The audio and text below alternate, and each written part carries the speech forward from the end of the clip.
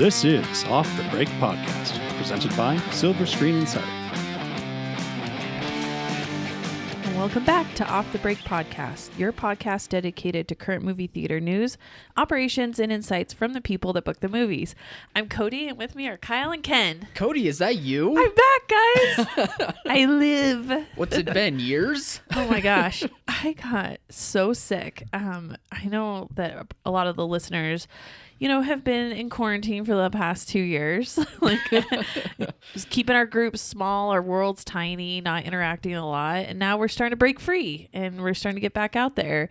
And I got a cold, and it should have not been a big deal, but it lasted 2 weeks. I delved really bad. I lost my voice for several days. I got a sinus infection. You had that smoker's cough going. Oh my gosh. It was so awful. And I had to take 2 rounds of antibiotics. It was like, this thing was never going to go away.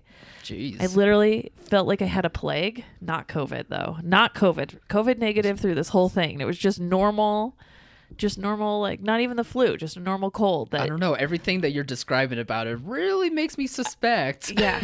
Yeah. Well, every time I went in. She got tested like an Olympic athlete. Yeah. They're like, are you sure? You're clean. This is not COVID? They're like clipping her toenails and grinding those up and testing those. It was ridiculous. But she's back. I'm back. And we're going to have a lot to catch up on. I feel so good. I'm so full of it. It's just life. I survived.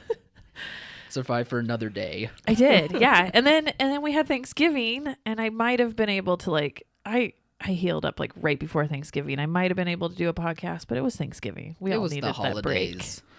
That like post-dinner coma that extends into the next day. Right. Well, speaking of comas. Yeah.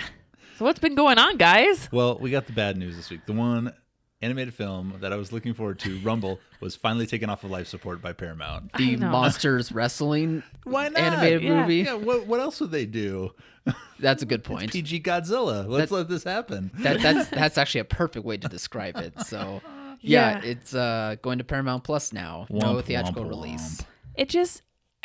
they've had a lot of success with Paw Patrol and with Clifford. Why on earth are they doing this? Like, it makes no sense unless they're really looking to shut down their theatrical division. Their streaming numbers are terrible. I don't know anybody that actually says I have Paramount Plus. I've never heard those words spoken by anyone. Right. No. The only time we got I've heard the word spoken. What is Paramount Plus? Yeah. You may have accidentally backed into it because you were on like Amazon Prime or Roku. Yeah. Well, I have to admit, we got it for the SpongeBob movie for like a week, and then it was gone. Yeah. But desperate times. The numbers aren't it the same. It was desperate times. Disney Plus has Disney branding on it, so it's easy to sell. HBO Max has had major releases on it. So every film they add a few more and a few more and a few more. And now we're seeing that it's drastically affecting grosses. We're going to see that with Matrix at Christmas, where Matrix films are a guaranteed $60 million opening, $70 million opening, and it's going to fall way behind the pack. Yeah. Yeah, we'll get to all the booking strategies at Christmas in a bit, but HBO Max definitely hurting some of these films. Yeah, and then consistent 65% plus drop off with every one of these films, except for King Richard, which we'll review today, which just didn't make any money the first week, so it couldn't drop off. Drop off to nothing. Drop off from nothing to even less. They were handing people tickets outside the theater. Please come in. Watch our movie. Oh, no. Yeah, so that one was kind of a bummer. But otherwise, these last few weeks, we've kind of been seeing some good positive things happening in theaters, it seems. Yeah. Things move in. That's not... We would like to have something PG in February of next year, but there's already like 12 releases in February. Oh my gosh. And in case you didn't know, February is the shortest month of the year. Yeah. I was looking through the January schedule, and I'm like, oh no, we're back to like one release, not even super wide. Not every theater is going to get it. This Christmas product better be good because it's going to hold some theaters through most of January until Morbius, probably at the end of the month. Right. I think Sony will go wide on Morbius, but other than that, I don't think the other stuff is is very wide at all. And then all of a sudden February hits and it's like a brick wall of content and you're just like a jungle. You're just trying to hack your way through that. There's so much in February. It's crazy. Not one of those can't be in January. Just give it a chance. You would think so. I mean, we'll go through this after the first of the year, but the way this looks is just, it's amazing. It's October, but there's no like A+ titles. Yeah, there's no big. They're all middle of the ground. Like maybe this will do good. Maybe not. I don't know. I have to have a screen for it. I don't know. There's Moonfall. There's Jackass. There's Death on the Nile. There's all sorts of recognizable titles. Right. But they're not like A+ titles. No, like I could go through each one, like Moonfall, like it's just a disaster movie that with no cast in it that you would recognize, and then Death on the Nile. Yeah, I'd never heard of Halle Berry before. Come on, Halle Berry's been regulated to streaming movies. Let's be honest, she's not the big draw that she ever, if she ever was. Kyle, keep her distracted while I look up this cast on this No. movie, and I'm going to name everyone on this cast. Halle Berry is more in like the icon stage and less of movie stardom in her career. I'll give you that much. Like I think even like She just signed younger a Netflix audiences know of Halle Berry, but Right. they're not watching Halle Berry. She just signed a Netflix streaming deal. She has abandoned ship. Have you ever heard of Josh Gad? Oh yeah, like everybody's like. Have you ever heard of Donald Sutherland? I didn't even know Josh Have you Gad ever- was in that. Yes, Have you ever heard of Michael Pena? Oh. Have you ever heard of Charlie Plummer? Or all of these. Well, I've never heard of Charlie Plummer, so Have you ever heard of Patrick Wilson? I've heard of them all. Yeah. Not Patrick one Wilson. is like. Okay, he's There's great. like 6. When you say Patrick Wilson, I'm like, ooh, Aquaman. That's the only movie I remember him from. someone And I know else he's says in the same Conjurings, thing. but come on. Someone else says the same There's thing. no one It's in this fair. movie. He's in There's Aquaman. like $10 billion worth of box office sales in this movie. Olaf is in this None movie of those for crying out people. loud. Yeah, but It's- who wants to actually look at Josh Gad? Come on. You don't know. You can if laugh is- with him. You don't have to look at him. He is a snowman, and that's it. I mean, Maybe he's LeFou. There could be something coming out of that. Who knows? But anyway, it is for the most part those second tier titles, I guess, Right. not the A tier Right, Death titles. on the Nile still has some controversy around some of the actors. Yeah. There's Ambulance, and that's like a heist movie. I know it kinda has looks Jake cool. Gyllenhaal in it, right? Yes. Yeah. Yeah, but I don't think he's a huge draw. Someone, There's none of it. someone that- who's unfamiliar or unrecognizable. well, I'm just saying, like, none of them are huge draws. Like, there's nothing Sure. that screams blockbuster or event film, and that's what we're seeing is successful right now. It's getting people out and getting them back to the theater. These are all, I'm sure, great films, and they're going to do some business, but they're just not going to be that like, that event type picture. I don't think we're going to get that until March. Yeah. Morbius possibly could get some excitement. And Yeah. then I'm obviously hoping- the Batman. My which hope everybody for Morbius is that it else acts is like excited about. okay. My hope for Morbius is that it's like a Venom, that maybe at first you're like, oh, who wants to watch this? But then it just kind of hits the cultural zeitgeist and there's something really fun about it. And maybe not, because Jared Leto takes his role so seriously and doesn't have fun like what we saw with Venom, but I'm hoping it maybe plays the success like the secret success of Venom. I don't know. got. I just saw him in House of Gucci, and I could that could be a role alone that could prove that to be wrong. That he Really? has fun with something. could see- I mean, not it's by accident, of course, but Oh, well, see, and he's not the lead in House of no, Gucci. he's not. No, I'm thinking more of like when he takes it seriously because he's the lead type sure. of thing. No, I get what you mean. I think with Morbius, it's going to be a spectacle aspect to it because of Spider-Man: No Way Home. I feel like fans are really gearing themselves up to thinking those two movies are connected. Maybe they are, maybe they aren't. I don't know, but I bet there's going to be a curiosity factor. Hopefully it is, because even in the trailer, the character Morbius mentions Venom. So I'm thinking Mentions Venom. There's Michael Keaton, who might be playing a villain from the first Spider-Man movie. so I think there's some like tie-in. There's a shared universe here that they're kind of adjacent to. Yeah. Marvel stuff that they're creating. So I think that alone is going to be the seller, not Jared Leto. Yeah. No, I by no means think Jared Leto is the draw there. Right. I just No, I just hope he goes maximum actoire. Like I put him in the same realm as like Matthew McConaughey and Nicolas Cage. Like he has that crazy side of him where he can just go off, and he may just be the reason that this movie is successful, even though he's not the main draw. Right. Because he may go off the rails with this. Yeah. No, I do. Which after seeing House of Gucci, I think he could do it. Right. he can play because he was one of my favorite parts. And superhero he vampire. Shouldn't have been. Yeah. Kyle really wants to talk about this movie. I know, we're gonna get No, to it. we'll get to it. Talk about it. It was just a nice comparison to have Right. at my disposal. I do have some expectation for Morbius, but moving into December though, which I can't believe it. We're in December. Where did November go? I think I like missed November being You sick. did. You were sick. And then all of a sudden it's like Christmas, and I'm like, I'm not ready. But, Yeah. You and everyone else. but luckily, Here comes Santa Claus. luckily, Did you hear that? I think that I have most of my December plotted out already. I've had since October, since before October, when I was putting all those bazillion October movies in, it was really easy to be like, oh, here's a few November ones, and how does that play into December? And so I've kind of had this mapped out in my mind for months now, but it's really coming to fruition. Everything's becoming more clear now, and shockingly, I knew Spider-Man was going to be big, and that had always been on for all my locations. I was going to play that. My plan, even back in October, was always to play Spider-Man on one screen, like say in a twin, and Scene 2. So Spider-Man was always my number one booking. That went everywhere. And then next screen was going to be like Scene 2. Sure. And then the third screen, I had always picked Matrix because Warner's is really good at marketing, and Matrix is a big franchise, and having brought back original cast to it, it was going to be a big deal.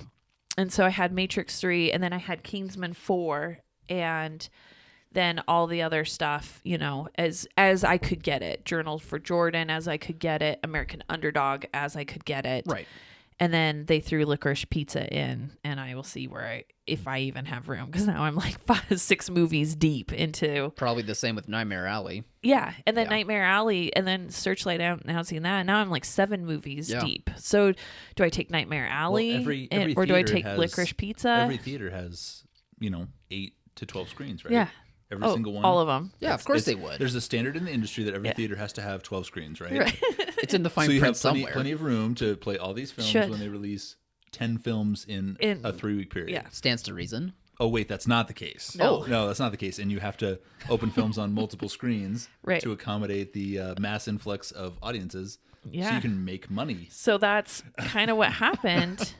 Obviously, I had too many, but you could see where my priorities were. Yeah. Even back before, and then we get close. It's December. Tickets on sale for Spider-Man went on sale. Now, usually when you do tickets on sale, just for some insight, they're usually like sometime in the morning. Like you have to ghost out your show times till say like 9 a.m. Eastern time, and then they can go live, and you can start selling, and it's to create some consistency in the marketing, and so people aren't rushing out. Yep. But Sony, for whatever reason, I think people just didn't really think about this, made tickets available at 12:01 a.m. on Monday, and Sunday night. so Sunday night, 12:01 a.m. it could go, but I think that was just they forgot to add the time in, so it was just kind of an oversight.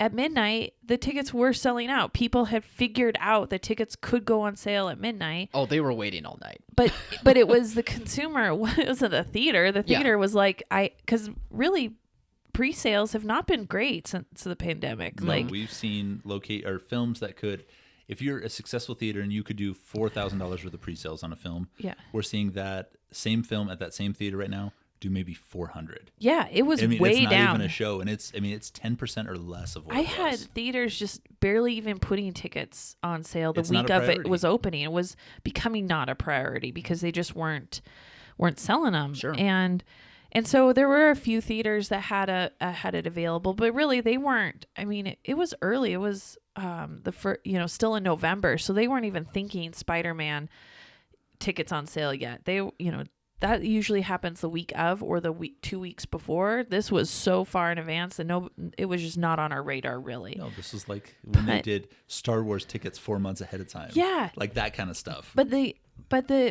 but the consumer was on it, and this is where I wouldn't say we missed the boat. We just didn't see the enthusiasm for it. Well, no, it's the first time this has happened. We're going to go through these growing pains as an industry. We're like, oh yeah, we actually have a film that's going to do $100 million. So Cody has to watch a Jimmy Stewart movie. And I forgot. Did you see the projections from Screen Dollars? No, I missed it. 155 to like 210. It was something. No, crazy. that was box office. Box office. Sorry. Yeah. Whatever. But it was a massive number. Right. I mean, that's nice to see. Double what Venom did. Yeah.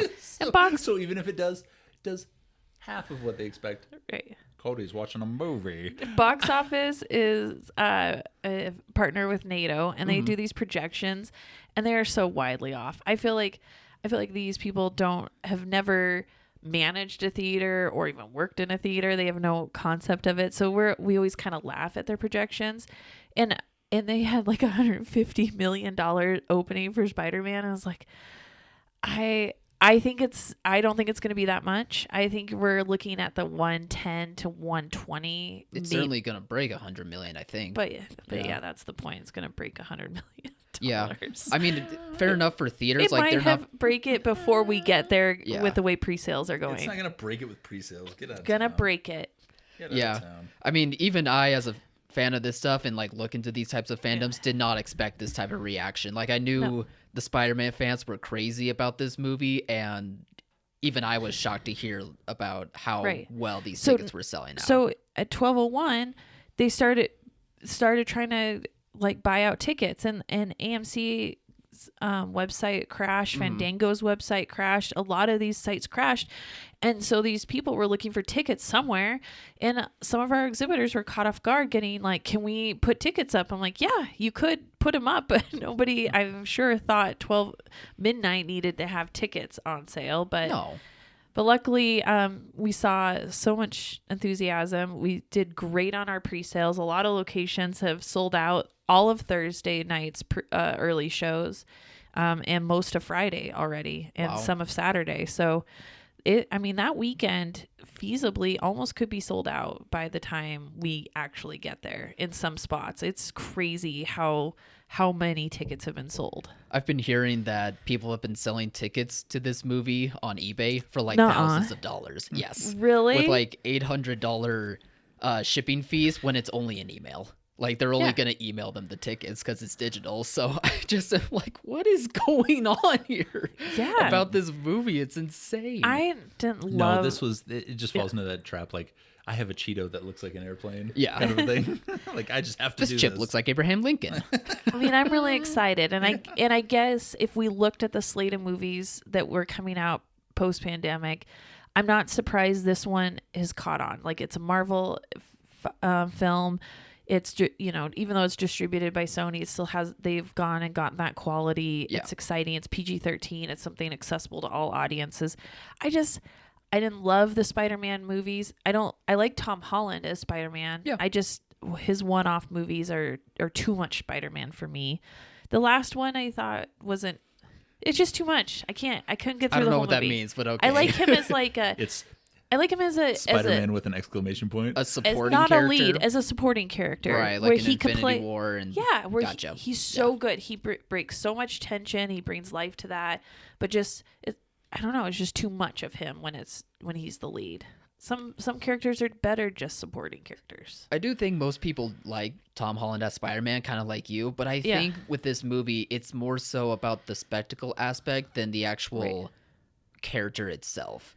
For sure. Because this movie just has so much tie-ins to like the past Spider-Man movies. There's supposed to be this whole multiverse scenario that could possibly have implications to the rest of the MCU moving forward. And there is just so much speculation about, is Tobey Maguire coming back? Is Andrew Garfield coming back? To the point where people are selling thousands of dollars for tickets on eBay, and people are willing to pay for it. So I think most people are kind of like you, to where they're fine with Tom Holland as Spider-Man. Like, they like the movies enough that they're passable. But I think with this one, it's just the spectacle aspect of it that's really selling it more than yeah, that's just how I see it. People are trying to get back to that pre-pandemic world where we Yeah. bought movies and waited in tickets early and waited in lines, and Yeah, that was you had fun. to plug your ears when the people were coming out of the screening before you.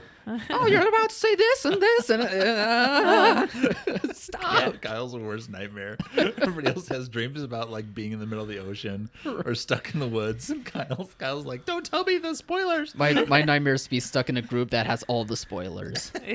And people just really want to tell you. They're very Codi enthusiastic. They're about so telling you. excited. I get it. Yeah. All right. No. Just give me so- 2 hours. So Spider-Man, because of this like crazy enthusiasm for pre-sales, now has theaters being like, I need more Spider-Man screens this week. It's going to be a big film. And so, man, I was planning on multiple screens in a lot of locations, but like 2, maybe 3. Now I have theaters coming at me with wanting 4, sometimes 5 screens if they could get it, especially that first week. Yeah. And that first week I can accommodate it for 5 days until the other movies open. On and the I have, 22nd, yeah. I have Yeah. 3 big films opening on the 22nd. It's not feasible. Yeah, I've seen, and you're not going to not play a kid's, animated movie at Christmas. Nope, skip it. I have Kingsman, which from Disney, and that one you're like, oh, rated R, it's Kingsman, maybe I could get out of it, but it's still Disney's film. Disney's going to make sure Yeah. you But don't it's get still out of going to it. be. and it's still going to be good. It's still going to be a decent performer. Right. I mean, you can't Yeah. turn away a screen no. that's going to make. I can't tell nationally Disney- $15 million. Right. I can't tell Disney no for a film that doesn't have anything really wrong with it, like Last Duel did. Like, that was pretty obvious that nobody wanted to see that. That Yeah. was a different scenario. This is a real title here that's commercial. I can't really say no. And then we have Matrix. And the only thing I can say negative about Matrix is the day and dating with HBO. I mean, that really is going People to, might stay home for that one. I think Yeah. the only, I think like Suicide Squad, Matrix will appeal to teenagers and they can't go because of the R rating. So they're going to just watch it at home. So you have Yeah. a little bit of an issue with that. No, but then you have West Side Story, which appeals largely to our theater owning demographic. Like the people that we deal with remember the heyday of musicals and how well they have done in the past. Yeah. We're not in that world right now, but No, it was easy to tell Disney, like, I'm not really interested in that. And to be honest, I don't think West Side Story was a priority for Disney. I think Kingsman is very much a priority. I think that's Really? where, I think so. yeah, I think they kind of know musicals haven't done super well. they have their place. And Yeah, and this they'll is an old-fashioned film appealing to an older demographic that just isn't going right now. I mean, older Okay. people are not going. This is a young person's game. But then you have, Post-pandemic. But then you have Journal for Jordan, which is Michael B. Jordan trying to make women cry with his hot body, which is Yeah. pretty easy to and do. it's It so and works. it's so full, heartfelt journal that he's leaving for his child. Oh, Yeah. Yeah. And he dies. You know he dies I during know. this. You're gonna make me cry then- already. I and can't then you even have- get through the trailer. Kurt Warner loving God, his wife, and football, Yeah, Amen. America. all in equal parts. The Heartland is enthusiastic for this. Oh, yes. My heart is beating now, like you were for Journal for Jordan. I might No, cry. I'm gonna cry. I might cry.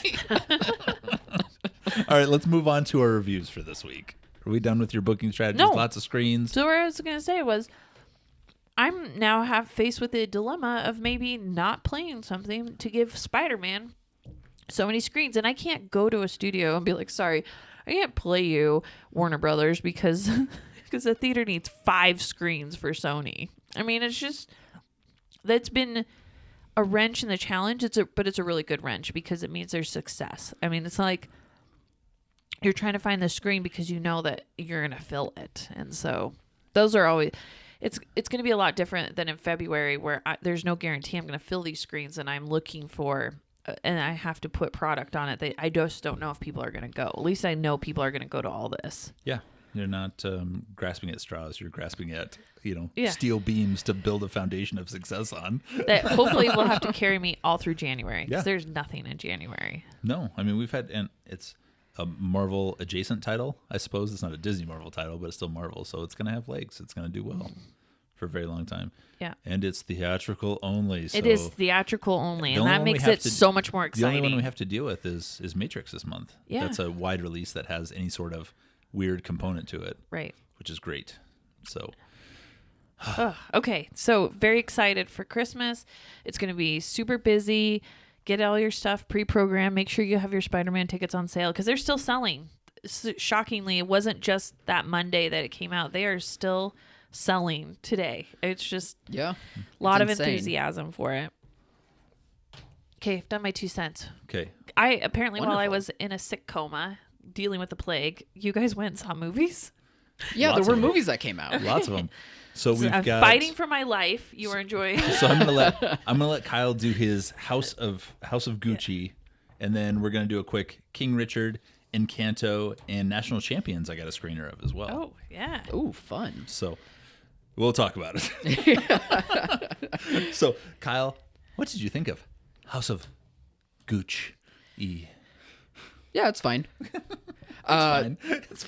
The standouts for me were Lady Gaga and Adam Driver, because the movie revolves around the characters that they play and how their marriage was great at first, and then it slowly crumbled because of the greed that came into running the Gucci brand. And so it was kind of just sad to see it crumble and to see them kind of be deceitful to not only their family but to each other. But that's just kind of, part of it was because of the business world, and the other part of it was just because that's kind of how the Gucci's went about doing business, at least what it seemed like in the portrayals in the movie. But it was also just a good performance by all of the actors pretty much. And I even liked Jared Leto, who is just completely in a different movie. Like everyone else is doing like a pretty solid Italian accent, but he's going Super Mario Bros with it. Nice. But Bum, bum, bum, bum, bum, bum, bum. yeah, I Ba-da-ba-bum, kind of Jared liked Leto. it because he was funny. Like, he made me laugh. I don't know if it was on purpose or not, but he did make me laugh. And his character was also supposed to be kind of the black sheep of the family that you're supposed to empathize with. Still do. Empathize. Yeah, that's right. And so I was like, I don't know if this is quite what was supposed to be happening, but I feel for you. Like, I feel bad for when your family is screwing you over like they did. So yeah, I thought it did well when it came to showcasing these real life people, and the performances were all very excellent. But it's just the movie doesn't do a very good job of having a flow, and that causes it to not be able to give you a full context of certain dilemmas and situations and events, in which, I kind of wish would have been done a bit better. But otherwise, I say it's more of a really actors type of movie, more so than, telling a very cohesive story. But I still enjoyed it overall, and Lady Gaga was excellent. A Star is Born wasn't a fluke. Is that an issue with the direction of the movie, or just bad editing? Just splicing together scenes because the actors were really good in them rather than that made a story? I want to say editing, but I'm not totally certain. I did like the direction in it, although at times it had like this weird grayscale hue in almost every scene, and which I thought was weird because it's a movie about the Gucci's, and you could really lift that's up like shocking. that I would have aggressive lush with the color lifestyle. and Yeah, everything. exactly. So luxury. and it does work well in some moments, but for the most part, it has like this weird I think it's just grayscale. to tone down That's Adam interesting. Driver's ugliness. Yeah. Who would have thought Ridley Scott wasn't a fan? But yeah, because I would assume. After he put blonde hair on Ben Affleck, you would yeah, think, like, Adam Driver, thank God I finally have something to work with. right. I would think that you would have a lot of golds, a lot of rich, tone and color, because it is it's not like the Gucci family had a mine, or this is luxury. This isn't the Addams family. for crying out fashion loud. here. This is going through the 70s and the 80s where it was colors. Yeah, high contrast color, luxury fashion. Yeah. Like powerful. You should be able to get a lot visually from that. I mean, that's one reason why movies are so powerful, is because they're so visually, they're a narrative in of themselves. And when you tone down the color of that just loses a whole layer of storytelling about this family. So that's unfortunate. I'm surprised they took that turn. Yeah. And again, it's in the most part of the movie. There's some situations where, they're in a Gucci store, or they're really needing to dress up super nice for an event or something, and then that's really where it comes out. But otherwise, it was just very odd choice to downplay the colors of it all. So I don't know. I kind of wish there was more of that. But Lady Gaga was amazing. Yeah, I think she's really showing that A Star Is Born wasn't a fluke, and I think she's just doing it right. Choose the right projects that fit your range, and just keep going at it. Right. No, Nothing to lose. I think she's in an enviable position because she has a career. She has money. She has a career. She has had success.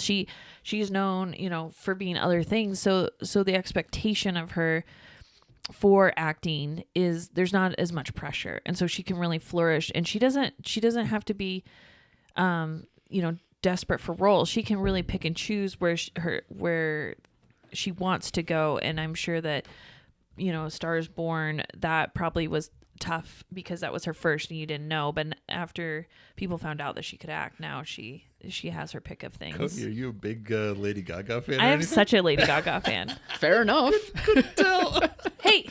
It takes the pressure off of her so she can really be who she is. Yeah. I mean, she was don't born this disagree. way. She was. Oh my God. I get it, Cody. She's great. Yeah. I'm with you. She has a Vegas residency. She doesn't have to do this, Ken. Yeah. She's doing it so that we get a treat. All right. Well, are you done gushing so we can go on to the last 3 reviews we have? Yeah. Fine. I'll be quick about King Richard because no one went and saw this movie. It's a very good feel-good sports movie. Mostly it's about Venus and Serena Williams' father, Richard Williams, and Will Smith does a great job at portraying him. If you've seen like interviews of him and then see the performance, you're like, oh wow, that was actually the same dude. Like I don't really see Will Smith in this movie. So that was just the main thing that I really liked was Will Smith's portrayal. I do wish because it was such a feel-good story that they would go into more of the, I guess I'll say sketchier elements of Richard Williams, because it's hinted at sometimes where, he wasn't a good father in this situation. Yeah. Or earmuffs. This guy in real life was an asshole. I do wish that stuff could have been delved in a bit more, but I get it because this is supposed to be a movie tributing their father because they're producers on this movie, and it's supposed to be a feel-good sport movie, so I get it. And it still worked for me, and it actually made tennis look fun. But otherwise, I kind of wish more of that could have been explored, but... Yeah, no, I actually really enjoyed it. There were some cringy parts where he was being a butthole. Tone it down a little bit. when Richard Williams decides he's maximum Richard Williams and he knows better than everyone else, agents, coaches, his daughters. Yeah. Everyone the sport. in the entire world. But I mean, the character actors in this were amazing. Like, we know Will Smith can do biopics. I mean, he did Ali, which is, in my top 10 for like powerful films. Yeah.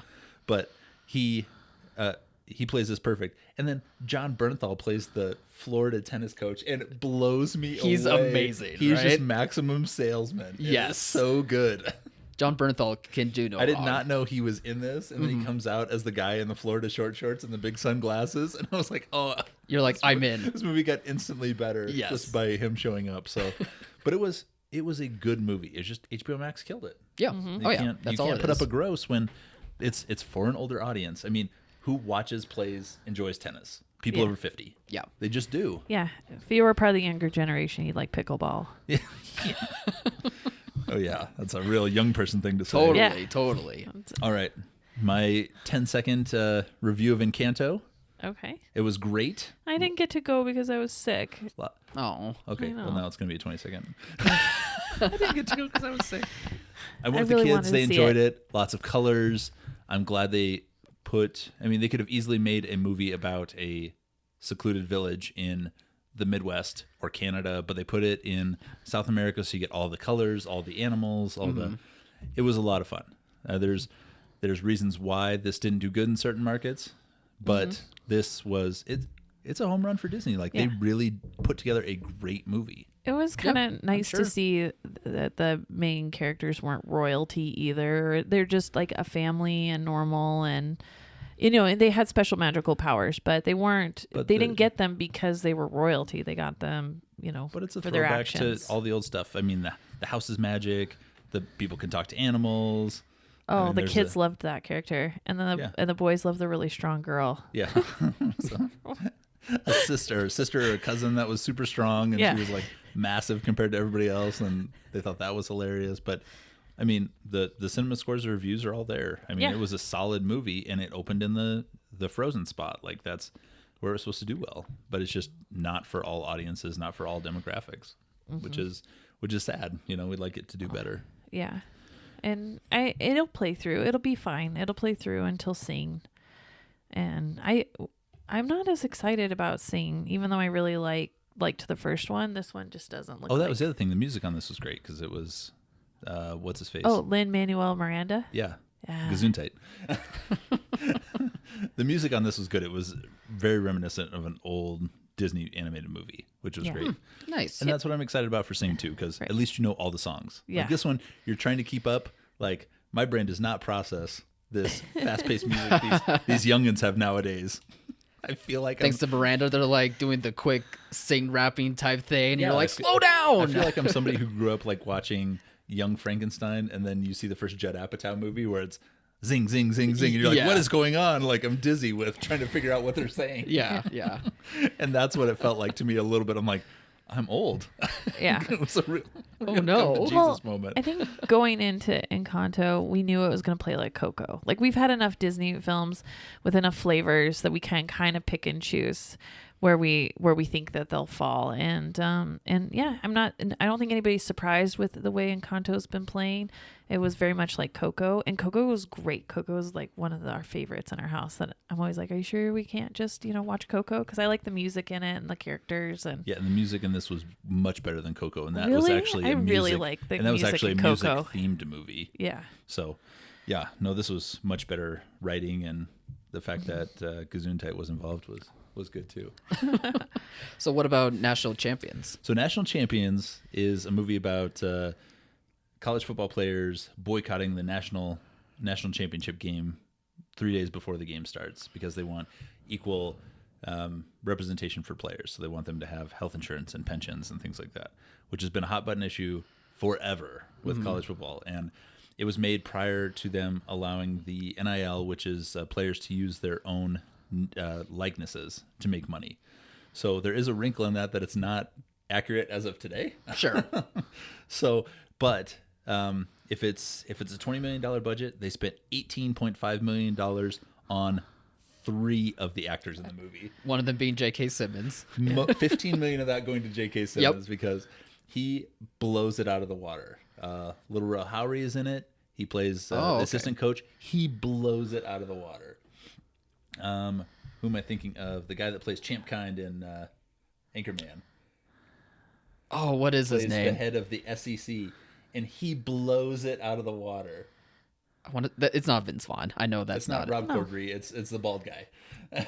Oh, I'll try and find it. You keep going. But then Jeffrey Donovan plays the head of the NCAA, and he blows it out of the water. But that's 5 actors in a movie that has 35 speaking roles. Yeah. and it is very obvious when you have great actors and poor actors in a movie. Like the tone changes of everything. Well, Jeffrey Donovan is in this movie, so is it him? No. Jeffrey Donovan plays the head of the NCAA. Oh, okay. So he's the Antichrist in this whole. He's the Al Pacino in this movie. Well, I don't know. The name's not sticking out. But there to me. is this great role for a lady that is the investigative arm of the NCAA that's trying to end this boycott, and it is made for somebody like Viola Davis. It's a very strong role played by an African American woman. But you need somebody dynamic. But you need somebody amazing in this role. And this lady is such a wet blanket. It is like she has 3 different monologues, and every time you just want to put a handgun on yourself. it's so bad, and it's just like this is an Oscar role for someone to come in, step in, and just blow it out of the water. And she's just like monotone the whole time, just like, I was a track and field star, and if football players get paid, then I wouldn't have gotten my chance. Oh, what? Sorry, I fell asleep Yeah, there. exactly. But I mean, the other actors, the ones the name brand actors that are in this are great. It's exactly what we think it's going to be. It's a football movie without any football. So if you're looking forward to any football in this, That's so funny because the Go way for American Underdog. it's isn't it STX that's distributing Yep. it? Mm-hmm. Yeah. So they're not going super wide, maybe like 1,200 prints at most on this. So very I think it's limited. like 500. Yeah, it's very limited. But where I did get it, I'm playing it right into American Underdog. I'm like, here's my football screen. Yeah. No, I mean, Someone will come for it, I guess. Why yeah. not? No, and it's a good movie. It's an interesting take on this idea of what amateurism was 2 years ago when the movie was made. Yeah. And it's changed obviously now. I mean, there's NCAA football players making more than professional football players in some examples. So, but it's, it's very, very well acted, and also By the very actor. also very poorly acted at the same time. It's Yeah. this incredible juxtaposition. I think if you enjoy movies, it's worth seeing for those acting performances. But outside Right. of that, oh man, it's such a steep drop off. That doesn't seem very surprising. All right. We have anything else this week? Yeah. No, I think that wraps it up.